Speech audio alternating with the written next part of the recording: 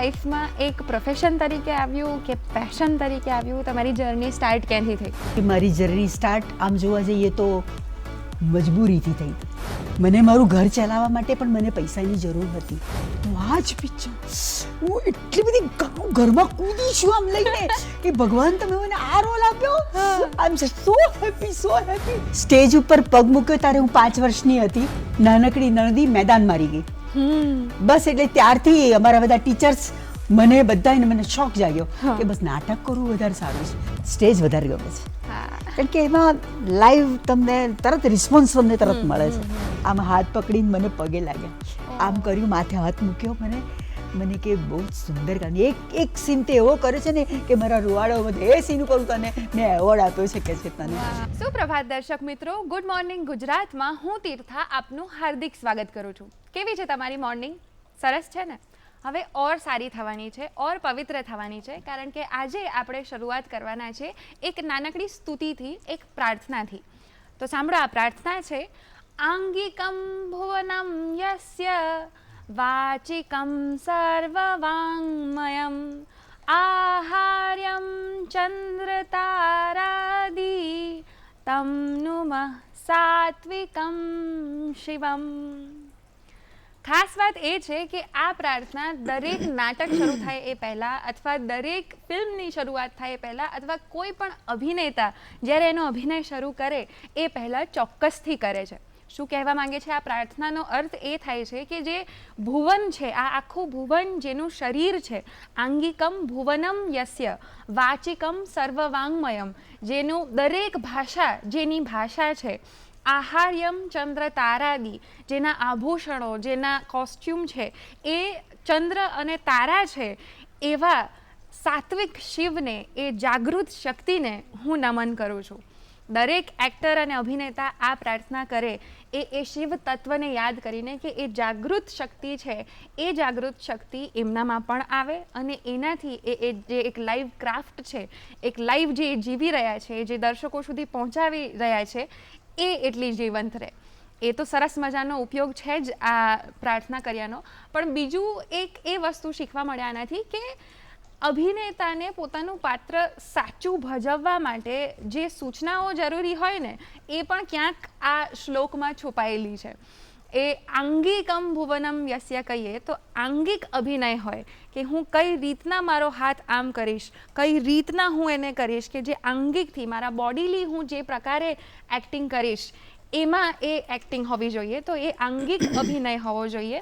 વાચિક અભિનય હોવો જોઈએ કે જે પણ બોલું છું, ડાયલોગ્સ જે હું બોલી રહી છું એ તમારા સુધી પહોંચે, તમને ગમે, એમાં જે પ્રકારનું લઢણ હોવું જોઈએ એ હોય, શબ્દ ઉચ્ચારણ જે રીતના હોવા જોઈએ, જે ભાવ આવવો જોઈએ, એ રીતનો ટોનેશન હોવો જોઈએ, એ એમાં હોય તો એ વાચિક અભિનય થયો.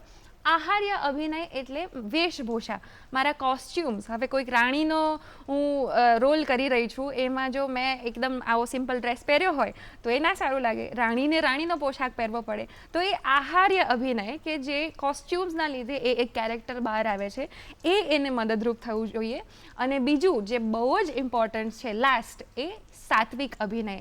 જે પણ એક્ટિંગ હું કરી રહી છું એમાં મારું એક ટ્રુથ હોવું જોઈએ, મારી એક સચ્ચાઈ હોવી જોઈએ. હું જો રાણી છું તો મને રાણી લાગવી જોવું, મારે પહેલાં બિલીવ કરવું જોઈએ. જે કન્વિક્શન જરૂરી હોય કે કોઈ પણ પાત્ર અભિનય કરતું હોય ત્યારે એને એ કરવું જરૂરી છે. તો આ 4 વસ્તુઓ જો કોઈ પણ અભિનેતા યાદ રાખશે એના પરફોર્મન્સ પહેલાં, તો એનું પરફોર્મન્સ ડેફિનેટલી બહુ જ સરસ થવાનું છે.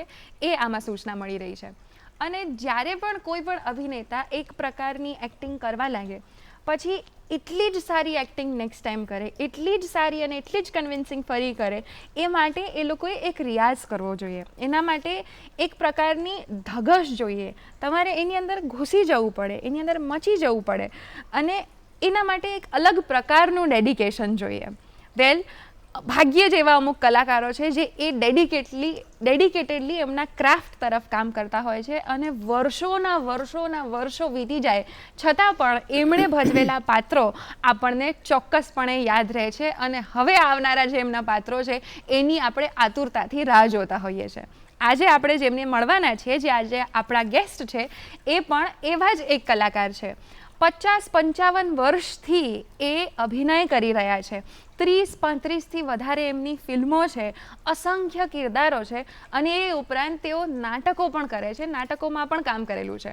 તો ગ્રેસ, બ્યુટી, ક્રાફ્ટ, કન્સિસ્ટન્સી અને એનર્જીની જે ડેફિનેશન છે એવા આજના આપણા ગેસ્ટ છે જયમિની ત્રિવેદી, જેઓ ગુજરાતી સિનેમાને, ગુજરાતી થિયેટરને રિપ્રેઝેન્ટ કરે છે. અને હું તો બહુ ઉત્સુક છું એમની સાથે વાતચીત કરવા. તો ચાલો એમનું સ્વાગત કરીએ અને જોડાઈ જાઓ એમની આ ઇન્સ્પિરેશનલ જર્નીમાં.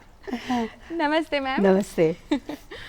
બસ, તો અમે ગુડ મોર્નિંગ ગુજરાતનો સરસ મજાનો અમારો પ્રોગ્રામ છે, એમાં તમે આજે મોર્નિંગમાં આવ્યા છો, તો અમારી મોર્નિંગ ઓલરેડી ગુડ થઈ ગઈ. મારી પણ થઈ જ ગઈ છે.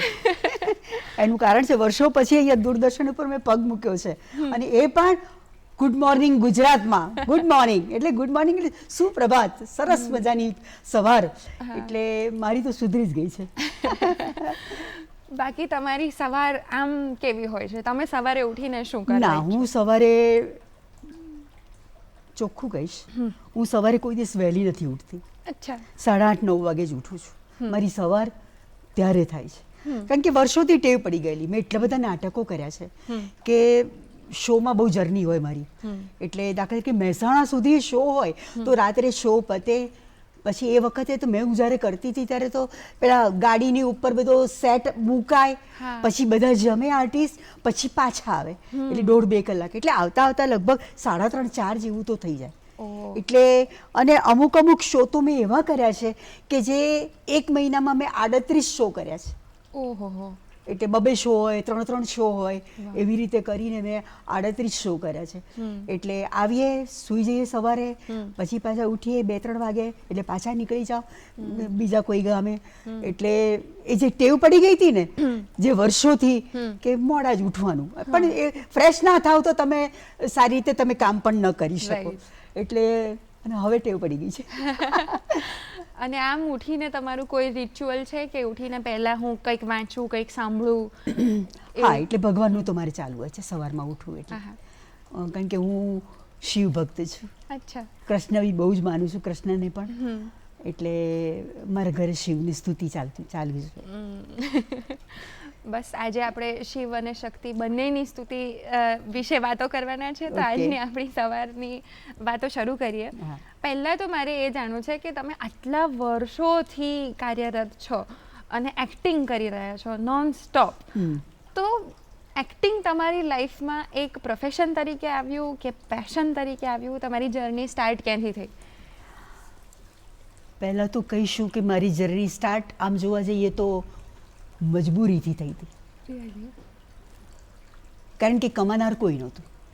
એટલે મને મારું ઘર ચલાવવા માટે પણ મને પૈસાની જરૂર હતી. એટલે કામ કરવું ના કરવું એ કરતાં એક મજબૂરી હતી, એટલે હું કામ કરતી હતી. હવે પ્રોફેશન થઈ ગયો છે. ઓકે. અને તમે કેટલા યર્સના હશો, કેટલા નાના હતા? આમ જોવા જઈએ તો મેં સ્ટેજ ઉપર પગ મૂક્યો ત્યારે હું 5 વર્ષની હતી. ઓહો. હા. અને મેં જે આમ તો મને ડાન્સનો બહુ જ શોખ હતો, પણ વળી એક નાટકમાં કે તમે કરો, નાનકડી નણદીનું કામ હતું, 5 વર્ષની હતી એ, તો એમાં પછી ઉર્મિલાબેન પટેલ એ આવ્યા હતા. તો એક વખત બોલી ગયા કે નાનકડી નણદી મેદાન મારી ગઈ. બસ એટલે ત્યારથી અમારા બધા ટીચર્સ મને શોખ જાગ્યો કે બસ નાટક કરવું વધારે સારું છે. બધા વાહ વાહ કરે છે, તાલીઓ પાડે છે, કે આર્ટિસ્ટને શું જોઈએ? તાલીઓ, ઓક્સિજન મળે તમને. એટલે એ તાલીઓના એમાં આપણને એમ થઈ ગયું કે ના બસ હવે નાટકો કરીએ. અને ત્યાંથી જર્ની, આટલા બધા નાટકો તમે કર્યા છે? બહુ જ નાટકો કર્યા મેં, બહુ જ નાટકો કર્યા. મેં જાતે પ્રોડ્યુસ પણ કર્યું, જાતે ડિરેક્શન પણ કર્યું છે મેં નાટકનું. એ નાટક પણ મારું બહુ ખૂબ સરસ ચાલ્યું હતું. પણ નાટક એ મારો પ્રથમ પ્રેમ છે. અને નાટક ભજવવાની આખી વાત કહીએ કે સ્ક્રિપ્ટ આવી, પછી તમે કર્યું, બ્લોકિંગ કર્યું, રીડિંગ કર્યું, પછી તમે ઇવેન્ચ્યુઅલી એનો પહેલો શો કરો, અને પછી એને ચલાવવાની એક બીજી આખી પ્રોસેસ. એ પ્રોસેસર બહુ જ કઠિન છે. યસ, એ વખતે.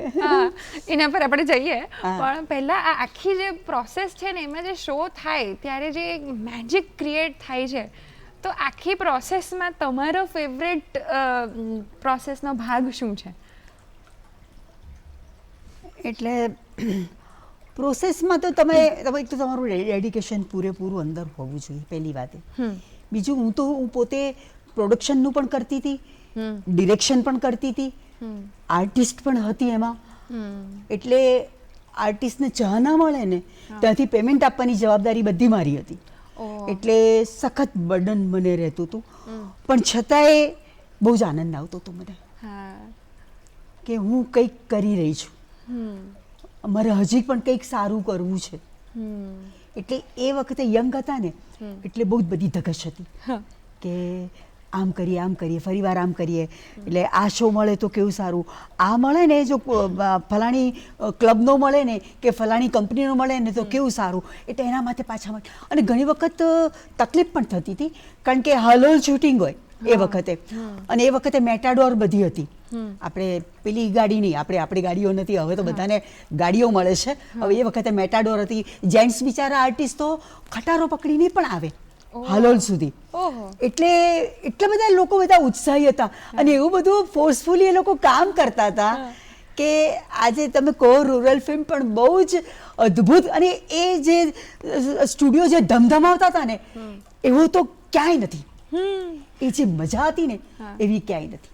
પણ એ વખતે ત્યાં શું થાય કે મારે જે બધા કોન્ટ્રાક્ટર હોય જે લોકોને શો રાખવો હોય એ તે કરવું હોય એ સાથે મારે બહુ ફોલોઅપ નહોતું થતું. એટલે મારા ફક્ત 60 જ શો થયેલા મારા નાટકના, ફક્ત 60. હું ધારત તો ઘણા બધા કરી શકત કે નાટક મારું બહુ સરસ હતું એટલે હું ધારત તો ઘણા કરી શકત, પણ હું બહુ મેનેજ ના કરી શકી. મારું શૂટિંગ, મારું આવવા જવાનું બધું એ બધું હું મેનેજ નથી કરી શકી. પણ છતાં મેં 60 શો કર્યા હતા. કંઈ નહીં, મને આનંદ છે.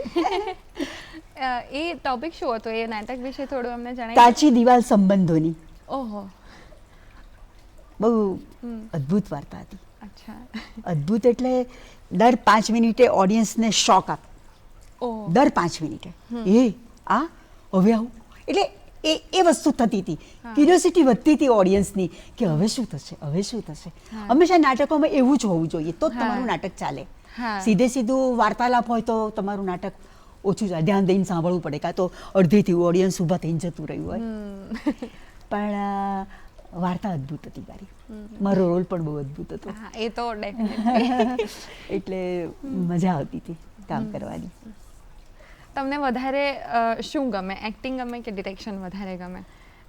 મને એક્ટિંગ જ વધારે ગમે. થિયેટરમાં કે થિયેટરમાં આમાં પણ કરવું છે ડિરેક્શન, એટલે ઈચ્છા ખરી. અને મને ક્યાંય ગઈ હોઉં ને હું કોઈકના બી શૂટિંગમાં તો મને એમ થાય કે આવું કરે તો વધારે સારું, પણ હું ના બોલું. એનું કારણ છે કે મારી સત્તા અહીંયા આર્ટિસ્ટની જ છે. એટલે ડિરેક્ટરને હર્ટ થાય કે જોયું બહુ આટલા પિક્ચરો કર્યા છે ને બહુ વાયડા થાય છે આ બેન. એટલે આપણે કશું બોલવાનું નહીં, એ જેમ કે આપણે ડિરેક્ટરના આર્ટિસ્ટ. પણ વાત કરીએ કે ડિરેક્શન નહીં, એક્ટિંગ ઇન ફિલ્મ અને એક્ટિંગ ઇન થિયેટર, એ બંનેના તમે બંને આટલા વર્ષોથી કર્યા છે, તો એ બંનેનો મેઇન ડિફરન્સ શું છે તમારા મતે? એક જ લાઈનમાં કહીશ તને, હું તારી સાથે ફોન ઉપર વાત કરું અને તારી સાથે રૂબરૂ વાત કરું એટલો ડિફરન્સ. વાવ, એટલો ડિફરન્સ.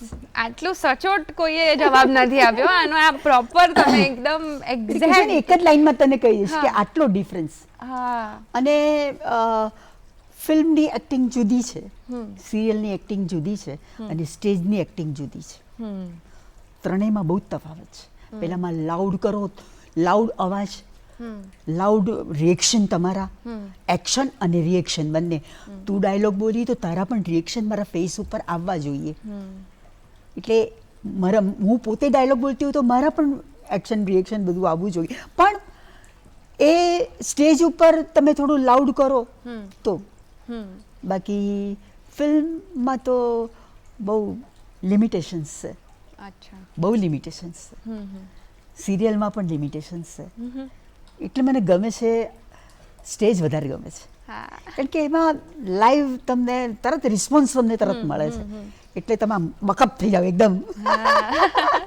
કામ કરીને તમને મજા આવે, પોરો ચડે છે ને કહેવાય ને એવું થાય. એ લાઈવમાં એ એક્ટરનું મીડિયમ થઈ જાય ને. એકવાર તમે નાટક બનાવી દીધું પછી રમો એવું થાય.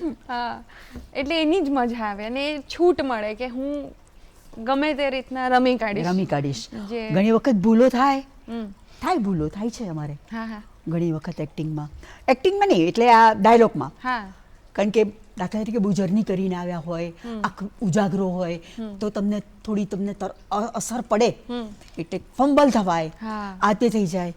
પણ અમે બધા જ આર્ટિસ્ટ, અમે લોકો પહેલાં બધા સિઝન કલાકારો જ કામ કરતા હતા. બધા નવા તો બધા એની પાસે બહુ જ અમે મહેનત કરાવતા હતા. હા. પણ એ જે સિઝન કલાકાર હતા ને એકબીજાને વાળી લે હા કે કોઈની ભૂલ ઓડિયન્સને ના દેખાય. Right. થાય, માણસ માત્ર ભૂલને પાત્ર, બધાથી ભૂલ થાય છે, હા અમારાથી પણ થાય, હા પણ એ વાસી વાળવાની તમારી આવડત હોવી જોઈએ. હા. એટલે એવું છે. અને તમે કીધું કે તમે નવા કલાકારને ઘડતા હતા અને હા, એ હા. પ્રોસેસ રહી. પહેલા અમે લોકો શાંતિથી સારી રીતે કહેતા હતા. હવે તો કોઈ પણ કલાકારને નથી કહેતી કે તમે આમ કરો કે તમે આમ કરો.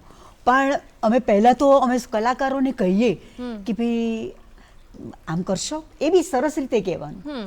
કલાકાર એટલે તો એની કિંમત કેટલી છે કલાકારની. હા. તો એટલે કલાકારને હંમેશા તમે રિસ્પેક્ટ આપો, તમે માન આપો ને, તો એ તમને માથું આપી દેશે. બિલકુલ. પણ તમે એની સાથે બહુ રૂડલી વાત કરો કે બહુ એ તે વાત કરો ને, તો એને કામ કરવાની મજા નહીં આવે, એ ઉત્સાહ નહીં આવે. ઉત્સાહ નહીં આવે તો એ કામ સારું નહીં કરી શકે. એટલે એ વસ્તુ જરૂરી છે કે આર્ટિસ્ટ નહીં, હું તો કહું છું કોઈને પણ, તમારા ઘરમાં કામ કરનારી બાઈને પણ તમે બહેન કહીને બોલાવો ને, હા તો એને વધારે ગમશે ને આપણે ઘર શાંતિથી કામ કરશે. હા. એવું છે. વાત કરીએ, પણ હું એવું પૂછતી હતી કે તમે જેમ નવા અમુક કલાકારોના જેમ ઘડતા હશો, તો તમે 5 વર્ષના હતા ત્યારે તમે મને કોઈએ નથી ઘડી. ઉપરથી આમ જે અમારા સિનિયર જે હતા ને, હા. એ લોકોને એમ થાય કે તું પહેલા બેસી જા, એટલે એ જે મેં થોડુંક એ અનુભવ્યું છે, હા એ હું મારા જુનિયર કલાકારો સાથે હું નથી કરતી. હા મારે એ જાણવું જ હતું કે તમે એ હું નાના નથી હતા કરતી. ત્યારે એનું શું કારણ હતું? છે કે આપણે એમાંથી પસાર થઈ ચૂકેલા છીએ. ઓકે. એટલે મને એવું કરવું નથી ગમતું. આર્ટિસ્ટ દરેક પોતપોતાની રીતે કામ કરે છે, પોતાનામાં આટલી ક્ષમતા છે, આટલી મર્યાદા છે, તો એ રીતે જ કામ કરે છે. એ સમજાવવાનું, એ શીખવાડવાનું કામ ડિરેક્ટરનું છે, મારું નથી. એવું આટલા વર્ષો મેં 400 પિક્ચરો કરી ગુજરાતી, પણ આ બધામાં હું આ શીખી ગઈ કે નહીં કહેવાનું, કોઈને નહીં કહેવાનું, કોઈને ખોટું લાગી જાય એવું નહીં કરો. હા એવું શીખી. અને આ લાઈનમાં શું છે બેન, કોઓપરેશન મસ્ટ. એ તો આર્ટિસ્ટ સાથેનું જે કોમ્બિનેશન જે હોવું જોઈએ ને, હા એ જરૂરી છે. એ ખૂબ જરૂરી છે. એ જરૂરી છે. એના કારણે જ પછી તમે, બીકોઝ આ એક મીડિયમ નથી ને, તમે ચિત્ર તો એકલા બનાવી શકો, પણ આ તમે વાર્તા કહી રહ્યા છો તો બીજા પાત્રોની જરૂર પડશે જ, અને બીજા શોઝ હશે, બીજી ફિલ્મ હશે, તો એ ટીમ વર્ક છે. એટલે એના માટે તમારે હંમેશા કોઈ પણ હોય, હું તો કહું છું સ્પોટ બોય કેમ નથી, હા એનું પણ કામ છે. મને દાખલા તરીકે હું આ બોલતા બોલતા મને ઉધરસ આવી તો અહીં તરત મને પાણી આપી જશે, હા બરાબર છે, એનો પણ ભાગ છે. અને કોના નસીબનું શું ચાલે છે શું ખબર. હા બિલકુલ. હજી આપણે તમારે જર્ની વિશે, નાટકો વિશે અને ફિલ્મો વિશે વાત કરશું, પણ હાલ સમય થઈ ગયો છે એક બ્રેકનો. ઓકે, હું બી બ્રેક લઉં. તો દર્શક મિત્રો, મળીએ ગુડ મોર્નિંગ ગુજરાતમાં એક નાનકડા વિરામ બાદ. સુપ્રભાત દર્શક મિત્રો, ગુડ મોર્નિંગ ગુજરાતમાં ફરીથી આપ સૌનું સ્વાગત છે. આજે આપણા ગેસ્ટ છે જયમિની ત્રિવેદી મેમ, જેઓ ગુજરાતી થિયેટરના, ફિલ્મોના અને ટેલિવિઝન સિરીઝના એક અદ્ભુત કલાકાર છે. એમની સાથેની વાતચીત હવે આપણે ફરી કન્ટિન્યુ કરીએ. આપણે મેમ વાત કરી કે આ એક ટીમ એફર્ટ છે, કોઈ પણ એ નાટક હોય કે એ ફિલ્મ હોય કે ટેલિવિઝન સિરીઝ હોય, તો તમારા મુજબ નાટકની એક્ટિંગ અલગ, નાટકનો વ્યવહાર અલગ, કઈ રીતના નાટક ચાલે એ અલગ, ફિલ્મમાં એ તમે જોયું હશે એક્સપિરિયન્સથી કે એ અલગ છે. તો એક જે મને એવું લાગે છે કે તમે બહુ જ સરસ થિયેટર આર્ટિસ્ટ હો, પણ ફિલ્મમાં તમને એ સિમિલર ઓપોર્ચ્યુનિટીઝ મળે એ જરૂરી નથી. તો એ જે તફાવત છે એ કેમ છે કે તમે બહુ જ સરસ એક્ટર હો સ્ટેજ ઉપર, પણ ફિલ્મમાં રોલ્સ મળવા એનાથી કોઈ જ લેવા દેવા નથી, એવું કેમ છે અને શેના માટે છે તમને લાગે છે? એ મેં તને કીધું ને કે આખી ફિલ્મની વસ્તુ જ અલગ છે અને થિયેટરની વસ્તુ જ અલગ છે. એ બંનેમાં જે ચાલે ને એ જ સાચો આર્ટિસ્ટ. કારણ કે એક જ દાખલો આપું, પદ્મા રાણી, હમ. એમણે સ્ટેજ પણ કર્યું છે હા. અને એટલે થિયેટર પણ કર્યું છે અને ફિલ્મોમાં પણ બહુ જ એમણે કામ કર્યું છે. હા.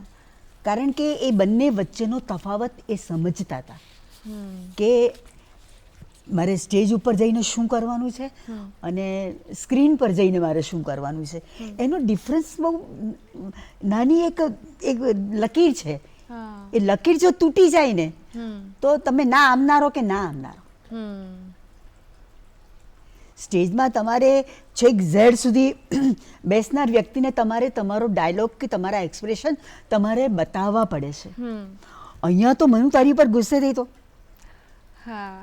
આટલું જ મારે કે આ કરવાની જરૂર નથી. રાઈટ. એટલે એ લાઉડ એક્સપ્રેશન આપવાની જરૂર હતી. એમાં આંખો બોલે, આંખો બોલે. એટલે આ જે ડિફરન્સ છે ને એ સમજી જાય ને હા. એ જ બધામાં ચાલે. Okay. સરિતાબેન, હા. સરિતાબેન દાદી, સ્ટેજ ઉપરની થિયેટરની દાદી.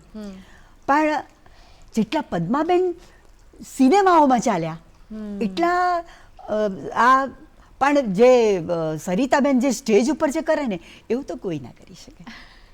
અદ્ભુત દાદી છે, સલામ છે એમને. પણ એ સ્ક્રીન ઉપર એટલા બધા ન ગયા જેટલા પદ્માબેન ગયા. પણ એ જે લકીર છે ને એ લકીર તમારે સાચવવી પડે. તમારા મુજબ શું છે? તમે શું પ્રોસેસ રાખો છો એ કરવાની? તમે પણ આટલી બધી ફિલ્મ્સ કરી છે. હા, તો એ કરવી જ પડે ને. એ તમારે સિનેમામાં પણ કરવી પડે ને થિયેટરમાં પણ કરવી પડે. મને ખબર છે કે આજ અહીંયા મારું થિયેટર છે એટલે મારે અહીંયા આ ડાયલોગ વખતે શું કરવાનું. અને સિનેમામાં પણ મને ખબર છે કે મારે આ ડાયલોગ બોલતી વખતે મારે ખાલી આટલું આટલું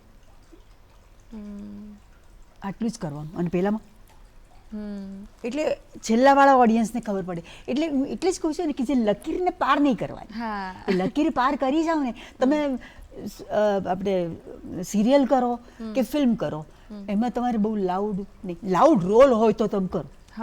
તમારે કોમેડી રોલ હોય, લાઉડ રોલ હોય તો એ તમે કરો. પણ તમારો બહુ સબ્યુટ. એટલે મને વિપુલ શર્મા બહુ જ કહે છે કારણ કે હું ઓલરેડી થિયેટરની આર્ટિસ્ટ છું ને એટલે મારે તમે જ જોઈએ છે પણ મને થોડું બીટ કરો. એટલે પણ એ હું કેચઅપ કરી લઉં છું તરત જ. મને એ કહે ને કે આ રીતે બોલવાનું કે આ રીતે કરવાનું. કારણ કે હું ડિરેક્ટરની આર્ટિસ્ટ છું એટલે મને એ જેમ કહે ને એમ જ હું કરું. પણ એ ભૂલ થાય કારણ કે એણે લખ્યું છે એટલે એમને ખબર હોય કે ભાઈ મારું શું છે આ આગળનું આ કે આર્ટિસ્ટ કેવી રીતે બોલશે, આવી રીતે બોલે. કારણ કે પહેલાંનું આવું છે, આપણને પહેલાંની પાછળની કશી ખબર નથી. બરાબર છે. એટલે એ જેમ કે એમ આપણે કરવાનું. અમારે આવી રીતે ડાયલોગ જોઈએ છે, ઓકે ચલો તો એવી રીતે આપી દઈએ. રાઈટ. અને આટલી બધી ફિલ્મ્સ તમે કરી છે, તમે કીધું કે 400 જેટલી બધી ફિલ્મો કરી છે, તો કોઈ એવી એક ફિલ્મ છે કે જે તમારા મુજબ તમને લાગે છે કે આ ફિલ્મના કારણે ટર્નિંગ પોઈન્ટ આવ્યો હોય તમારા કરિયરમાં? કોઈ? યસ. મેં લગભગ 97-98 હશે આઈ થિંક. એમાં એક મેં ફિલ્મ કરી હતી રાજરતન. એમાં મેં પહેલાં એક ફિલ્મમાં કામ કરી.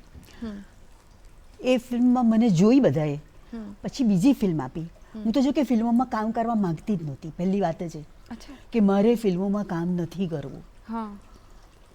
બહુ પહેલાં તો મેં કરી હતી પેલી મારી કેટલી બહુ નાની ઉંમર 16 સજા શણગાર, જેમાં સુષ્મા વર્મા, જોગેન કુમાર એ હીરો હતા. પછી મેં બીજી ફિલ્મ કરી ઉપેન્દ્રભાઈ હતા ને તો હવે નામ એ બધા યાદ નથી રહેતા. એ ફિલ્મ કરી હતી મેં. પછી મેં કરી જય હનુમાન. એમાં અંજની માતાનો રોલ કર્યો હતો. પણ એ જમાનાનું ઓડિયન્સ બી જબરું હતું. તમે આમ જાઓ ને તો તમને રોડ ઉપર તમને આમ કરીને પગે લાગે કે તમે માતા છો. એટલે એ તમને એ વખતે તો ભાવ જ આખો બધાનો બહુ જ અલગ હતો. એટલે એવી બધી ફિલ્મો કરી. પછી ધીરે ધીરે આગળ વધી, બધાએ જોઈ મને. પછી વચ્ચે 2 વર્ષ તો મેં ફિલ્મ બંધ કરી દીધી. પછી રાજરતન ફિલ્મમાં મને ઓફર આવી તો એ ફિલ્મ મારી બહુ જેને કહેવાય ને બહુ જ સુંદર મારી ફિલ્મ હતી. રાજમાતા હું હતી પણ બહુ જ સુંદર મારી ફિલ્મ. અને એ ફિલ્મમાં એટલે મેં આ ઇન્ડસ્ટ્રીમાં એન્ટ્રી કરીને ત્યારે જ મને first award as a government તરફથી મને ફર્સ્ટ એવોર્ડ મળ્યો હતો મને બેસ્ટ કેરેક્ટર એક્ટ્રેસનો આ રાજ રતન પિક્ચરમાં. ઓકે. પણ અદ્ભુત ફિલ્મ ને જ્યારે એના ડિરેક્ટર એના ડિરેક્ટર પણ આ જે એવોર્ડ ફંક્શનમાં જે ડિરેક્ટર હતા ને એ કે સાહેબ જે સુરતના છે એ મોટા ડિરેક્ટર કે જેમણે રાજ કપૂર સાથે બી કામ કરેલું હતું અને ઘણી બધી ફિલ્મો પણ કરેલી, ઘણી બધી ફિલ્મોમાં એમણે ડિરેક્શન પણ કર્યું હતું. એ માણસ કમિટીમાં હતા.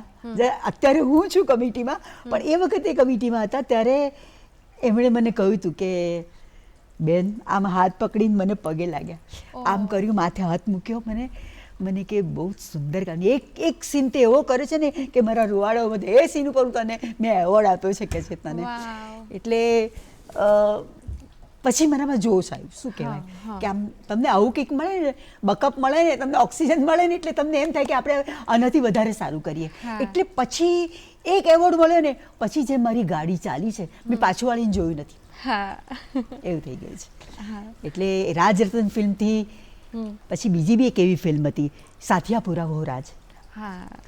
એ ફિલ્મમાં પણ મારો રોલ અદ્ભુત હતો. 2 જન્મ સુધી 3 જન્મ સુધી મારું હતું અને રોલમાં પણ શું કહેવાય કે ડિફરન્ટ રોલ હતો. પહેલા યંગ હતી, પછી એજ થાય, એ એજ પ્રમાણે કેવી રીતે વાત કરવી, કેવી રીતે બોલવું, કેવી રીતે ચાલવું. એટલે 2 ફિલ્મ મારી એક જ વર્ષમાં રિલીઝ થઈ હતી. પણ છતાંય મને રાજ રતનમાં આપ્યો. મને એમ હતું કે મને આમાં આપશે, પણ અને ઓડિયન્સને પણ તમારું પરફોર્મન્સ એટલું જ ગમતું આવ્યું છે અને મને તો વર્સેટાલિટી બહુ ગમે છે તમારામાં, કેમ કે કોમેડી પણ તમે એટલી સરસ કરી શકું છું, ડ્રામા પણ એટલો સરસ કરો. અને નેગેટિવ રોલ પણ મને નેગેટિવ રોલમાં પણ દશામાની ફિલ્મ કરી હતી મેં, તો એમાં મને બેસ્ટ નેગેટિવ રોલમાં મને એવોર્ડ મળ્યો હતો. હા, એટલે મને બધી જ ટાઈપના રોલ કરવા ગમે છે. એક ટાઈપમાં આમ બેસી રહ્યું કે આપણે મોનોટોનસ એવું બધું મને નથી ગમતું. મને એમ થાય કે ડિફરન્ટ ટાઈપના રોલ કરવાની મજા આવે તમને. એટલે જો કે એક ફિલ્મ મેં કરી હતી એમાં જબરજસ્ત નેગેટિવ રોલ હતો. પછી આ પ્રમોશનમાં લઈ જાય ને તો ગઈ, સ્ટેજ ઉપર ગઈ, પછી બધા મને બેન બેન બેન બેન આ બધું કર. પછી મને કે બેન એક વાત કહું, તમને ખરાબ નહીં લાગે ને? મેં કહ્યું ના, કેમ? તો કે બહુ તમે સરસ એક્ટિંગ કરો છો. મેં કીધું થેન્ક યુ.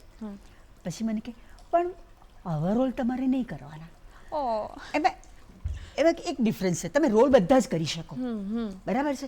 હું નેગેટિવ કરું, કોમેડી કરું ને સિરિયસ બી રોલ કરું, પણ તમારો ફેસ છે ને એ બહુ તમને સાથ આપતો હોય.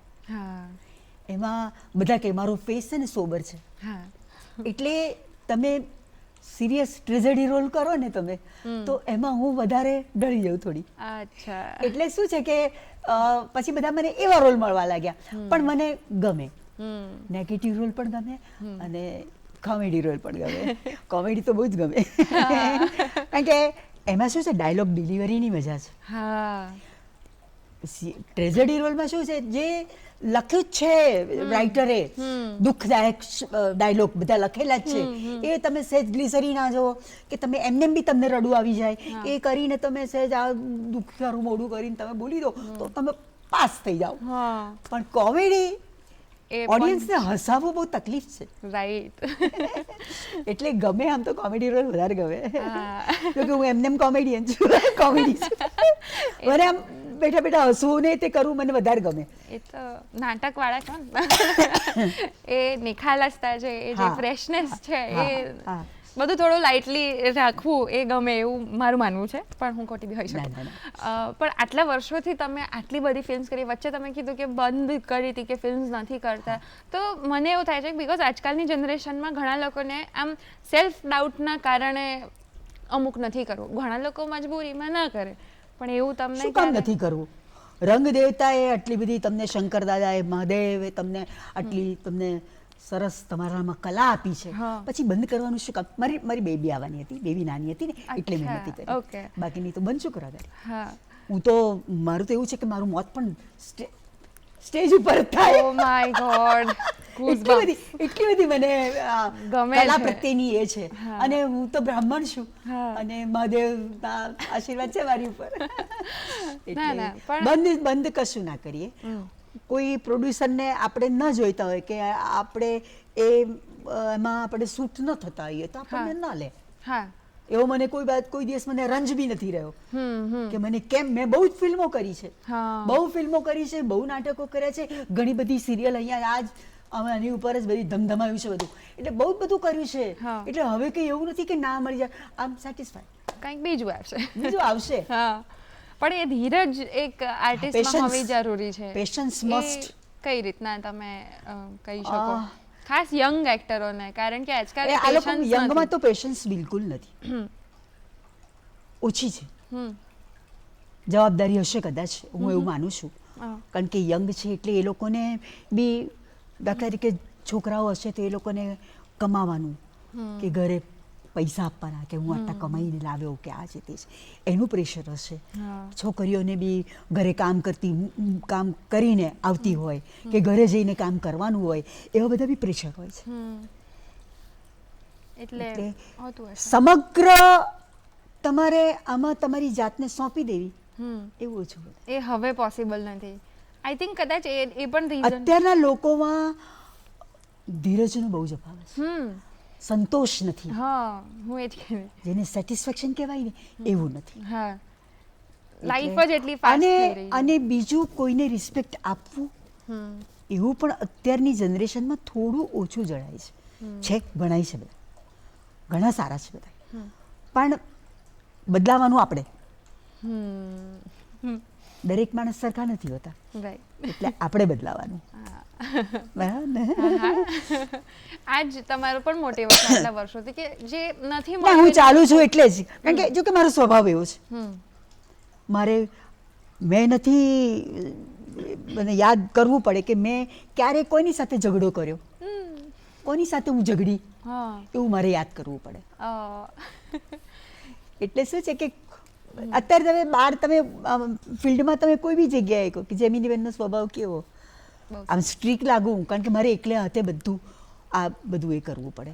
પણ કોઈને ઉતારી પાડવાના, કોઈને આ કરવાનું તે કરવાનું, કોઈ કંઈક મુસીબતમાં આવી ગયું, કોઈ કંઈક દુઃખી થઈ ગયું, તો હું પહેલી એની પાસે જાઉં. એટલે એ સ્વભાવ છે. એટલે એ લોકોને એમ થાય, ડરે નહીં. પહેલા ડરે હું બેઠી હોઉં તો, જે આ બેઠી હોય ને તો થોડું ડર લાગે થોડો, લાગે પણ એ રાખવો પડે થોડો. હા. આપણે એક તો લેડીઝ છીએ, પહેલી વાતે લેડીઝને થોડો રાખવો પડે, કરપ રાખવો પડે.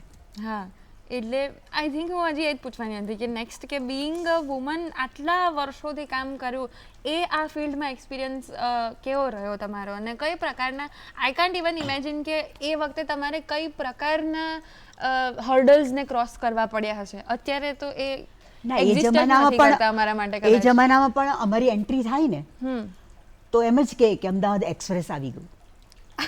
પેલા રેકોર્ડિસ્ટ હોય ને એ બી બોલે, હા હવે અમદાવાદ એક્સપ્રેસ આવી ગયું. એટલે એ ઇમેજ હતી મારી. એટલે અને એ ઇમેજ તો બહુ સરસ હતી મારી. બધા જ પ્રોડ્યુસરો, બધા જ ડિરેક્ટરો એકબીજાને, જો ન્યુસન્સ કહો તમે તો એકલી આ ફિલ્ડમાં છે એવું નથી. હા એ વાત સાચી. હા હા તમે સ્કૂલમાં જાઓ, કોલેજોમાં જાઓ, સરકારી ઓફિસોમાં જાઓ, કોઈ પણ જગ્યાએ જાઓ, ન્યુસન્સ તો બધે છે. હા એટલે તમે આ લાઈનને તમે બદનામ કરો એવું તો નથી, એવું ને. એ તમારી ઉપર આધાર છે.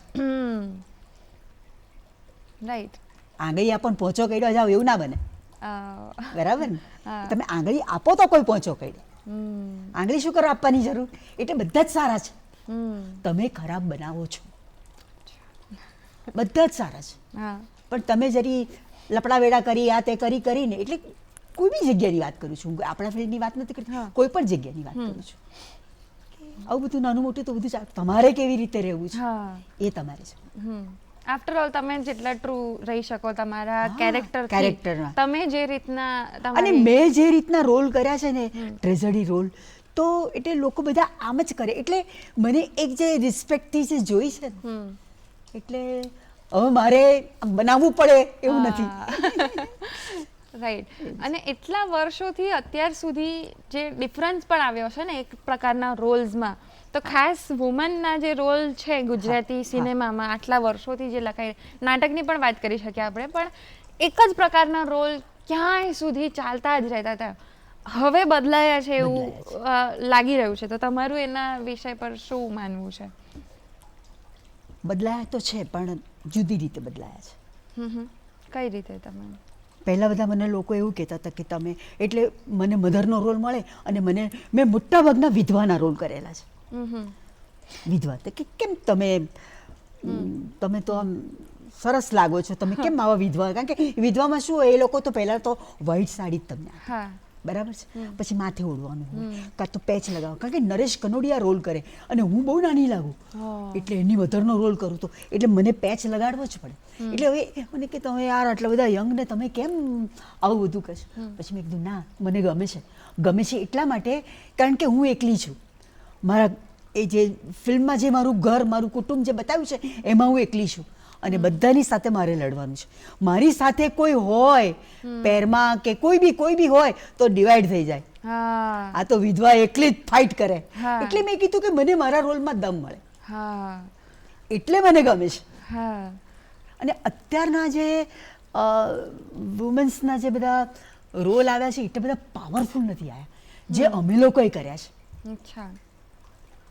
અત્યારે શું છે કે એમાં પાવરફુલ રોલ નથી આવતા કોઈ, અને આવે તો બધું મને અમુક પસંદ નથી આવ્યા. જે અત્યારના જે બધા રોલ કર્યા છે ને બધા પસંદ નથી, બધું ડિવાઈડ થઈ ગયેલું હોય છે.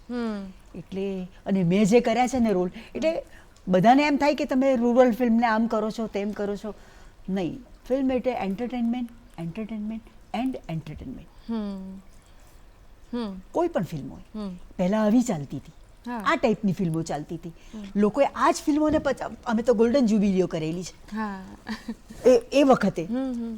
તો અમે જ્યારે આ પ્રમોશનમાં જઈએ ને ત્યારે પોલીસો હોય અને આમ દોરડા બાંધેલા હોય અને અમારે વચ્ચે ચાલવાનું, એવો જમાનો હતો. અત્યારે આ જયમિની બેન જઈ રહ્યા છે, પેલામાં આવે છે ને એ, એટલે અત્યારે આ થઈ ગયું છે.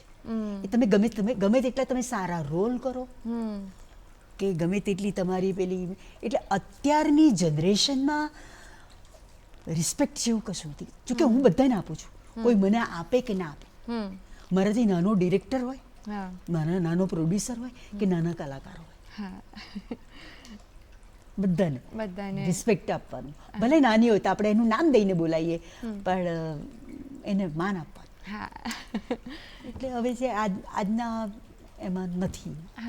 અને એવો કોઈ માનો રોલ એવો આવ્યો, જો કે બીજા બધાને આવ્યો છે, મારા ભાગમાં તો નથી આવ્યો હજી એવો રોલ. કરીશ મેં અર્બન ફિલ્મો પણ મેં ઘણી કરી છે, પણ ઓછી કરી છે જે રૂરલ કરી. કઈ પ્રકારની, જો હવે અત્યારના કન્ટેક્સમાં અમુક ફિલ્મ જોઈએ તો તમે હજી તો આટલા એનર્જેટિક છો, આટલી સરસ એક્ટિંગ હજુ કરી જ રહ્યા છો, તો કયા પ્રકારના રોલ હવે જો તમને મળશે તો તમને કરવા બહુ ગમશે? એક ફિલ્મ હતી મેરા ઘર મેરે બચ્ચે, હિન્દી ફિલ્મ હતી. સ્મિતા પાટીલ, રાજ બબ્બર ને એ લોકોએ રોલ કર્યો હતો. જે હું ફિલ્મ જોવા ગઈ, બસ એક જ ઇમેજિન કર્યું કે સાલા આવો રોલ મળે તો કામ મજા આવી જાય. અને તું નહીં માને, અઠવાડિયા 10 દિવસની અંદર મારા હાથમાં સ્ક્રિપ્ટ આવી. ઓહો! આશીર્વાદ નાટક હતું. અને આ તો આ જ પિક્ચર, હું એટલી બધી ઘરમાં કૂદી છું આમ લઈને કે ભગવાન તમે મને આ રોલ આપ્યો, આઈ એમ સો હેપી. અને એ રોલ કરવાની જે મને મજા આવી હતી, પણ પ્રોડ્યુસર એવો નબળો હતો કે એણે 3-4 શોમાં એણે નાટક બંધ કરી દીધું. પણ એવું ગમે ખરું કે આવો રોલ મળે તો કેવું સારું. એટલે હજી પણ મને કોઈ આગળ નવા કામ એટલે કેરેક્ટર રોલ કરવાની મને ઈચ્છા ખરી. ચોક્કસથી તમને મળશે. તમારી એનર્જી એટલી છે કે હજી તો બીજા 50 વર્ષો તમે કરી શકો છો. ઓડિયન્સનો પ્રેમ છે ભાઈ, એટલે આટલું રહીએ છીએ આપણે. લાસ્ટમાં અમે થોડોક એક રેપિડ ફાયર રાઉન્ડ બનાવ્યો છે, એટલે બહુ વિચારવાનું નહીં, ખાલી આમ ફટાફટ જવાબ આપવાના, એવું સિમ્પલ જ ક્વેશ્ચન્સ છે. તો એ રમીએ આપણે તમારી જોડે. Thank you. Start. Script late મળે તો પેનિક થાય કે થઈ જશે એટીટ્યુડ? ના, પેનિક થવાય. હે ને? થવાય. થવાય, કારણ કે બોલવાનું છે આપણે, હા દેખાવાના છે ઓડિયન્સમાં આપણે, હા. એટલે પેનિક તો થઈ જાવ, ભાઈ આપો ને જલ્દી, શું કરો છો તમે, ક્યારે વાંચીશું, ક્યારે બોલીશ, એવું થાય. રાઈટ. સેટ પર બ્રેક ઇમ્પોર્ટન્ટ છે કે હંમેશા શૂટ ચાલુ હોવું જોઈએ? ના ભાઈ ના, બ્રેક થોડો કમ્પલસરી હોવો જ જોઈએ ને. હા. ચા પાણી નાસ્તા બધાય માટે બ્રેક તો હોવો જ જોઈએ ને, જમવાનું આવે અને કોઈક બીજાનો સીન ચાલતો હોય તો આરામ પણ કરી લઈએ, એટલે થોડો બ્રેક જોઈએ થોડો, સાચે તો જ બીજો સીન સારો કરી શકો તમે. That is essential. ડાયલોગ ભૂલી ગયા હો ક્યારે, એવું થયું છે અત્યાર સુધી? ભૂલી જવાય ને, ઓકે. ભૂલી જવાય, પણ એ તો હવેની ટેકનિક બધી એવી થઈ ગઈ છે કે કટ ચલો ફરીથી, કટ ચલો ફરીથી. પહેલા એવું નહોતું, પહેલા તો મેગેઝિન હતી એ ફિલ્મોમાં તો એક ટેક તમારે ફરીથી કરવો પડે તો પ્રોડ્યુસરનું 3,000 રૂપિયાનું નુકસાન. એટલે એવા જ આર્ટિસ્ટને લે કે જે વન ટેક ઓકે આપે, એવું હતું. બરાબર. કોઈ એવો નેગેટિવ રોલ છે કે જે તમે સિક્રેટલી એન્જોય કરતા હો પ્લે કરવાનો? હું તો ઘણા બધા નેગેટિવ રોલ ઈચ્છું છું કે મને મળે, પણ નથી હાલતા. હવે આપશે ચોક્કસ, એ તો મેં કીધું કે હજી બહુ લાંબી નહીં છે. કહું છું ને, ઓડિયન્સે મને એવું કીધું કે તમે બધા રોલ બહુ સરસ, તમે આમાંય રોલ બહુ સરસ કર્યો, પણ તમને શૂટ નથી કરતો બેન, તમે તો પેલો જ રોલ કરો, એમ રડતી માં. થશે, તમે કરી શકશો.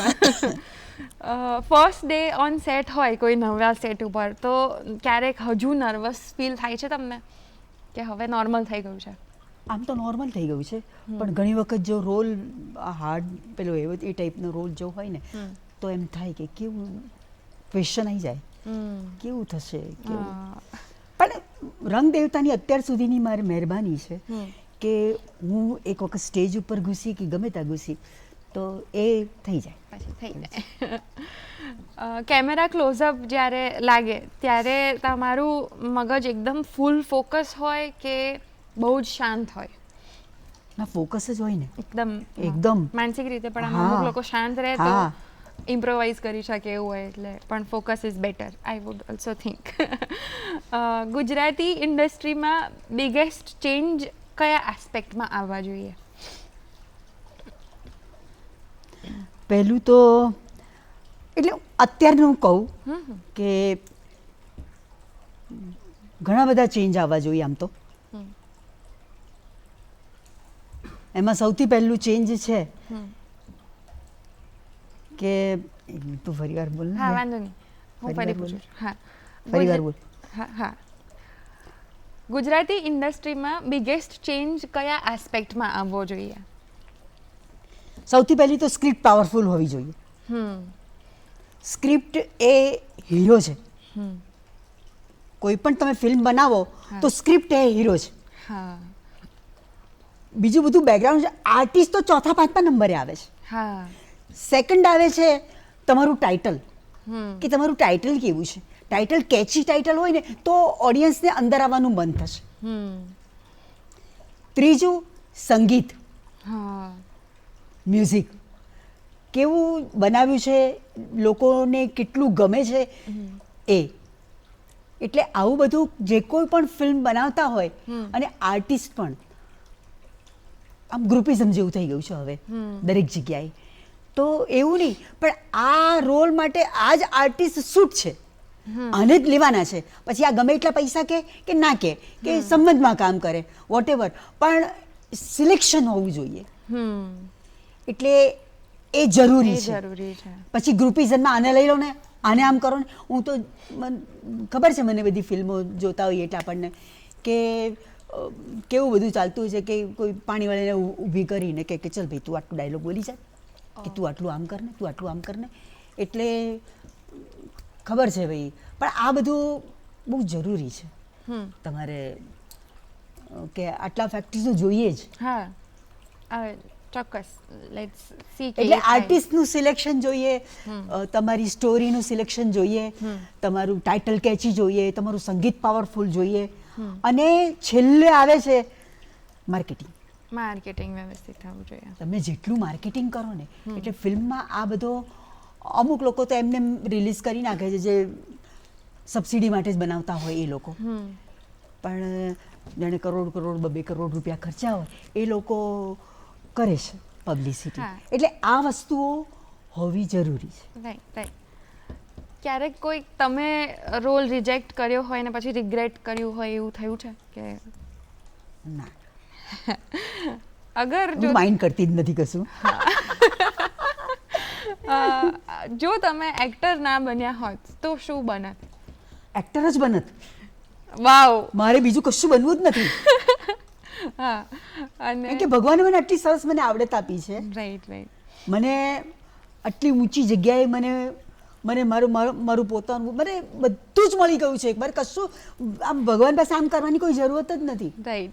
એટલે હું તો બહુ એની એ છું કે ફોર્ચ્યુનેટ. તમે મને બહુ જ મને આપી દીધું છે. Right. એટલે પછી તમારે બીજું કરવાની છે જરૂર. જ્યારે તમને આટલું આપ્યું એને છોડી દેવાનો ના. મને મુંબઈ બોલાવે છે હા. કે આ સિરિયલમાં આવો આમાં આવો. તો હજી હમણાં બી મહિનો દોઢ મહિનો થયો હશે ઝી સિરિયલમાં, અરે આ ઝી ટીવીમાં. તો એમાં કે તમે આ રોલ કરો ને આમ કરો ને તેમ કરો. મેં કીધું ભાઈ મારે આવવું જ નથી ત્યાં આગળ સુધી. હા. એટલે ઘણા બધા બોલાવે છે બધું કર, પણ નથી કરવું. આઈ હોપ કે પણ તમને જે મને મારું અમદાવાદે જે ગુજરાતે મને આ લેવલ ઉપર હું અહીં બેઠી છું, આ લેવલ ઉપર લાવીને મને ઊભી કરી છે, એને છોડી અને હું મુંબઈ જાઉં હા કે કોઈ બી જગ્યાએ મને બોલાવે તો હું ત્યાં જાઉં.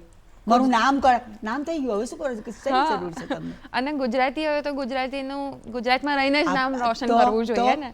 એટલે અને ડેફિનેટલી ગૌરવ છે મને, હું અહીંયા જ છું ને અહીંના લોકોનું હું કામ કરું છું, મને ગર્વ છે.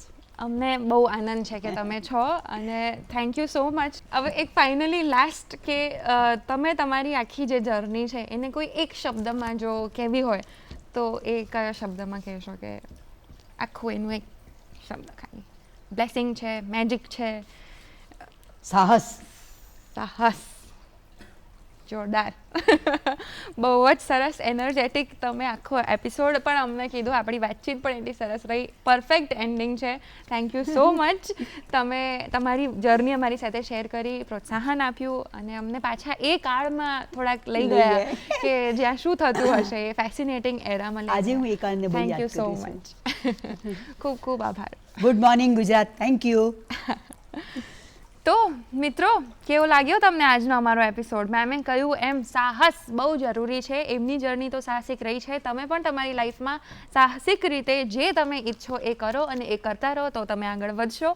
આજ સાથે આ આપણી વાતચીત તો પૂરી થઈ ગઈ. હવે તમારે આ જે અમારા મેસેજીસ છે, અમારા એપિસોડ છે, અમારો આખો પ્રોગ્રામ છે એ કેવો લાગે છે અમને જણાવવું હોય તો અમને ચોક્કસથી લખીને મોકલો અમારા ઈમેલ આઈડી પર goodmorninggujratshow@gmail.com અમારું ઈમેલ આઈડી છે. આના પર તમે રિવ્યૂઝ, સજેશન્સ કે ગેસ્ટ રિક્વેસ્ટ મોકલી શકો છો. અમે એને ચોક્કસથી આવકારીશું.